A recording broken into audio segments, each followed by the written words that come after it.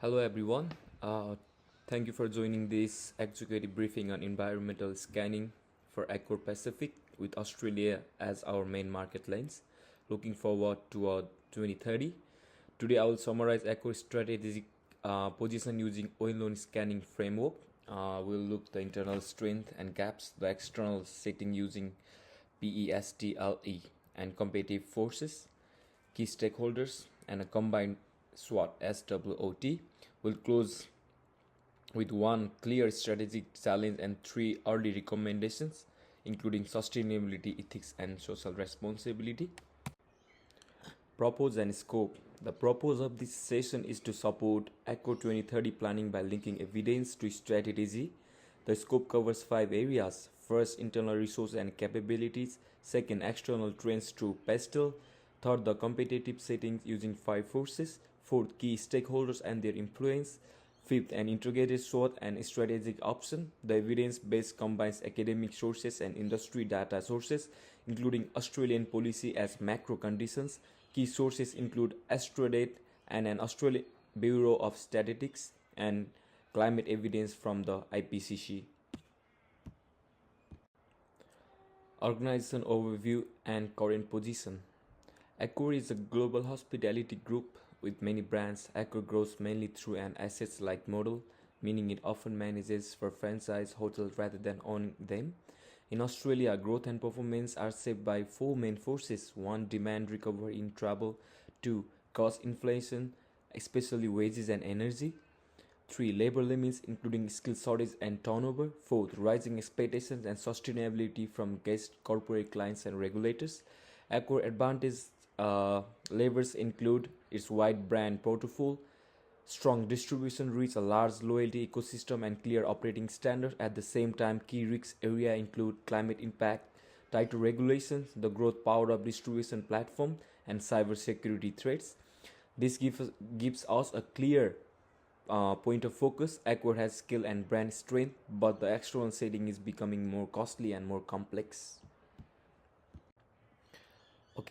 Internal environment, resource and assets. I will start with the internal resources and assets that support advantage.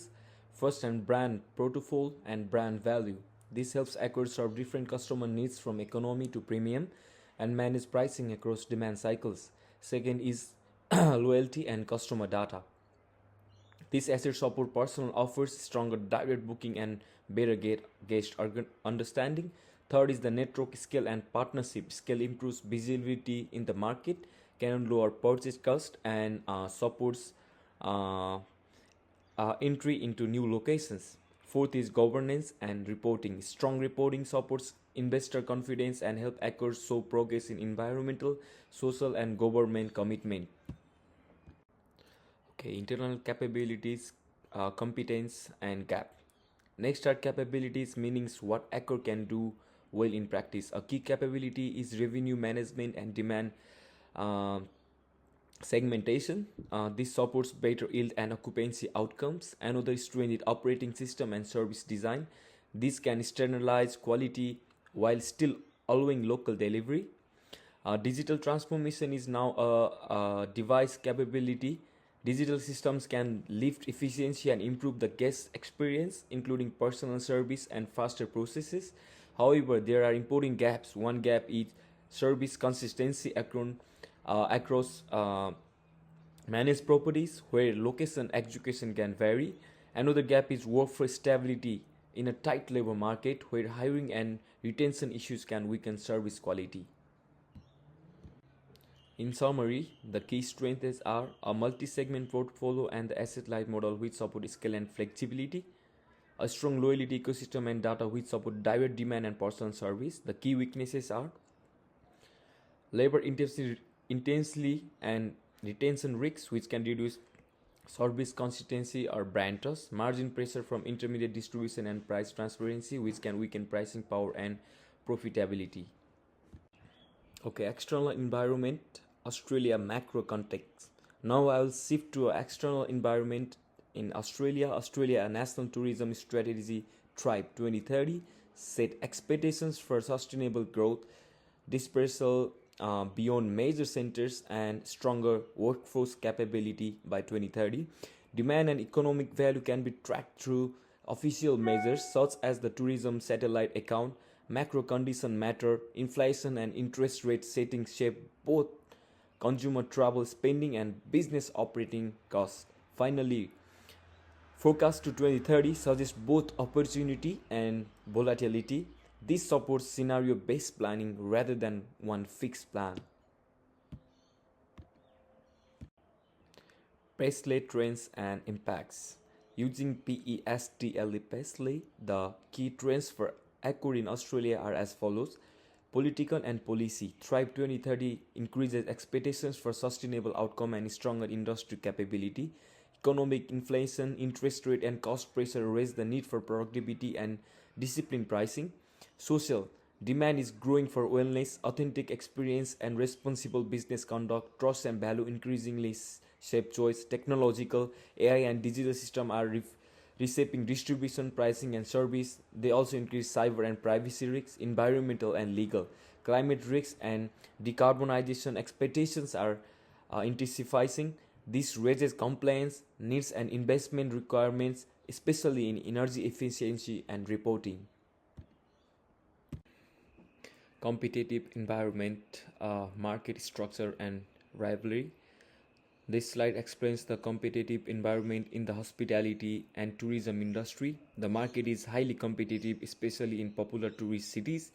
Customer can easily compare prices online, which increases competition between business.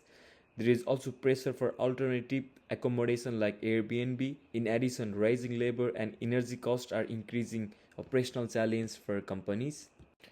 So on Porter's 5 forces strategic implications, this slide shows Porter's 5 forces in the hospitality industry. The threat of new entrants is moderate because digital platforms make market entry easier. Buyer power is very high due to online travel agency and corporate clients.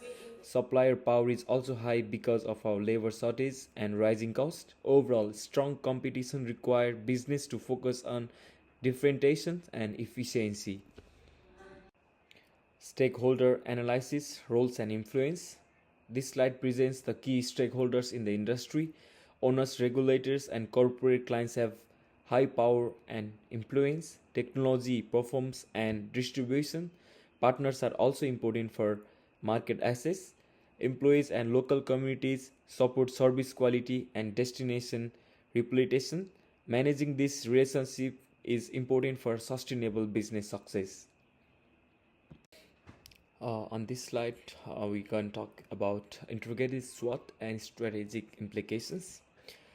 Here we see the integrated SWOT analysis. The industry strength include strong brands and scalable operations, while weakness include labor dependency and cost pressures. Opportunities come from a sustainable travel and digital innovation, but threats such as climate change, regulations, and cyber risks remain. Overall, companies need to stay competitive by focusing on sustainability, digital capability, and customer engagement. So I have highlighted the point and the PowerPoint like this. On this slide, we talk about key strategic challenge and preliminary recommendations. The key challenge is maintaining profitability while meeting expectations for sustainability, fair labor practices, and digital trust. To address this, companies should focus on personalization to build customer loyalty, accelerate decarbonization effort, strengthen workforce capability, and embed ESG practices. So on this presentation, I have highlighted with the bullet point and as well as some explanation on that. And lastly, so this slide lists the key academic and industry sources used to support the analysis and recommendations in the presentation that I have presented here. And so I think this much for my presentation. And thank you for listening. I appreciate your time, and I would be happy to answer any questions in the class. So thank you very much. This is my final presentation for this unit.